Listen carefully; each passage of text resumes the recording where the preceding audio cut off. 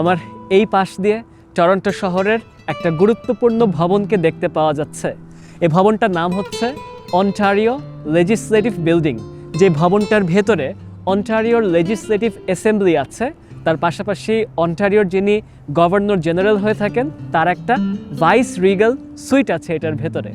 এই ভবনটা প্রচণ্ড রকমের গুরুত্বপূর্ণ এই অন্টারিও প্রভিন্সটার জন্য, এবং এই অন্টারিও প্রভিন্সের এই গুরুত্বপূর্ণ ভবনটার নির্মাণ কাজ শুরু হয়েছিল 1886 সালে। 1880 সালে একটা প্রতিযোগিতায় যারা জিতেছিল তারাই কিন্তু শেষমেশ 1886 সালে সে নকশা অনুযায়ী নির্মাণ কাজ শুরু করলো।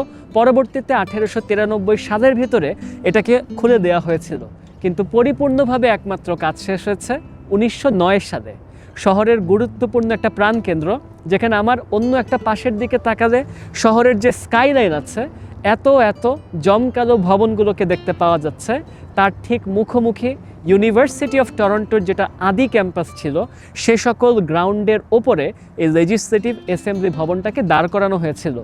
1859 সালে যখন কুইন্স পার্ক তৈরি করার জন্য এখান থেকে ভূমি অধিগ্রহণ করা হলো, সেই কুইন্স পার্কটা যেটুকু অঞ্চলের ভিতর ছিল তার পাশাপাশি একটা অঞ্চলে কিন্তু প্রতিষ্ঠা করা হয়েছে এই লেজিসলেটিভ ভবনটা, এবং এটার বিভিন্ন পাশ দিয়ে কুইন্স পার্ক অবস্থিত, এবং সামগ্রিকভাবে ইউনিভার্সিটি অফ টরন্টোর পরিপূর্ণ ক্যাম্পাসের ভিতরে অবস্থান করছে এই লেজিসলেটিভ ভবন। আপনারা যদি টরন্টো বেড়াতে আসেন, হতেও পারে এখানে আসবেন, কিছুক্ষণ ঘুরে দেখবেন, নিশ্চয়ই দুপুরে বিকালে বা রাতে যে কোনো সময় দেখতে খুবই ভালো লাগবে।